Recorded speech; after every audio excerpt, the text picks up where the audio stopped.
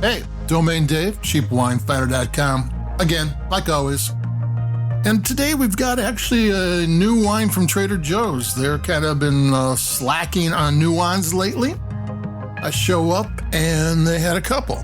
So this is the $12.99 Trader Joe's Grand Reserve Sonoma County Brut Rosé Bubbly. Now, you probably already know that they have the Platinum North Coast and the Platinum Diamond Napa Bubbly and the Diamond Carneros Bubbly and just the Sonoma counties for two different kinds of diamond and reserves and whatever. Even though there's maybe 25 variations, I'm exaggerating. This is the first Trader Joe's Grand Reserve Sonoma County Brut Rosé that I can find. I went back in our archives, and normally I write these up and do podcasts, and so here we are. $12.99 Brut Rosé means that, first of all, there's very Champagne, France, and this is California, Sonoma, is very regulated. And there's certain grapes they can use and certain ways they can do everything. California has none of those regulations. So this is supposed to be a champagne style wine, but there's no regulations. So I am assuming that well, actually it's more amber. The color of the rosé comes from Pinot Noir, and that it's mixed with Chardonnay and maybe a little bit of Pinot Meunier, which is a red grape, but is traditionally one of the grapes used in champagne wines. Like I said, there is nothing in California that makes them do that. And it says it's a traditional method, which is the champagne method. Though in Champagne, it's very regulated in here. Who knows? It's made by Rack and Riddle. And I don't want to downplay everything. Rack and Riddle is a huge California sparkling wine producer. They have 4 locations. This one, I think, is Healdsburg and Sonoma. For a long, long time, Champagne was made with a lot of labor and a lot of time. It took forever, but this still has, the second fermentation still takes a decent amount of time, but the other parts that were labor intensive had all been, technology has all reduced that. So you can make it fairly easily with fewer people. It just, isn't technology fun? We'll take a sip.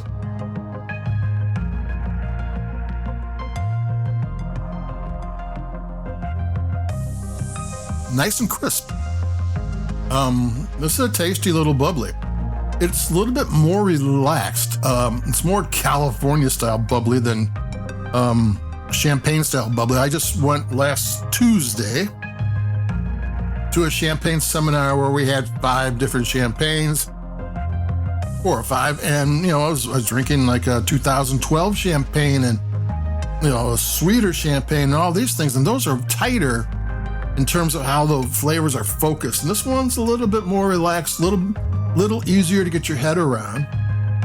And in my opinion, more people, who aren't really into the whole champagne thing, don't want to be spending $80 for a bottle, would prefer this to an actual champagne. Paying $12 for it and getting a nice bubbly, you might actually enjoy it better than a wine you spent $65, $70 on. It's not necessarily that way. And it's not that the more expensive stuff is bad in any way. No, it's excellent. Truly excellent. It's just that this stuff isn't that bad. This Rack and Riddle knows how to make wine. And this is a well-made bubbly with Sonoma grapes. There's Sonoma Coast. There is Sonoma part of Carneros. There's Russian River. There's a lot of locations in Sonoma where you can get Chardonnay and Pinot Noir that are very good quality. Vineyards in excellent locations, being managed by people who know what they're doing. So you're not really losing anything too much, especially with the price differential from France to Sonoma. It's just a value luxury wine. So here we go. I'm taking another sip.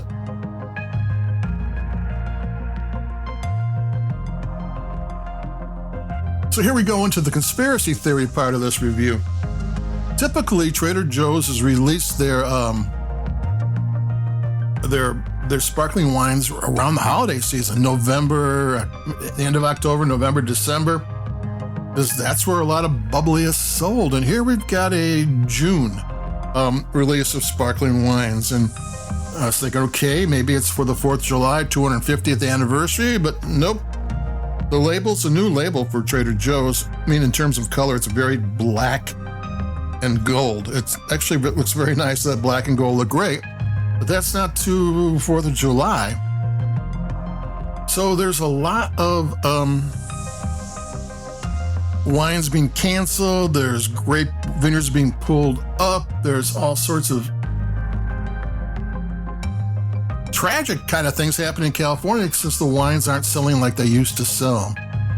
So is this because it's in June, and this is another one of their 57 different Trader Joe's Diamond Reserve, North Coast, this and that? Is this somebody's, hey, we got some wine left over, can you use it? And Trader Joe said, yeah, we sell a lot of sparkling wine. So this might be somebody's more expensive bubbly, because it does taste great. It is really well made. Rack and Riddle does a really good job. And I don't know this to be true, but I'm just putting 2 to 2 together because this kind of thing has been happening. Is this actually maybe somebody's more expensive sparkling wine that they decided they weren't going to put on the shelves because they weren't getting orders from stores? Or they needed to cut their losses. Maybe they didn't sell it last year and they still have it and they needed to make some money on it. They couldn't sit on wait till next November. So maybe this is a more expensive than a $12.99 bubbly, and maybe we're getting a bargain. Still a bargain, but maybe. So there you go. It's the Trader Joe's Grand Reserve Sonoma County Brut Rosé. It tastes great. I think there's also just a straight up Brut, not Rosé, which is probably more Chardonnay. But I'll try that in a couple of days. We'll do that because we're getting a bargain wine and we want to know about it. So adios, keep it cheap. All my speculation is just me talking. I don't know anything about it, but there you go. So adios, keep it cheap. This is Trader Joe's Grand Reserve, Sonoma County Brut Rosé. Dave, Cheap Wine Fighter. Adios, bye-bye.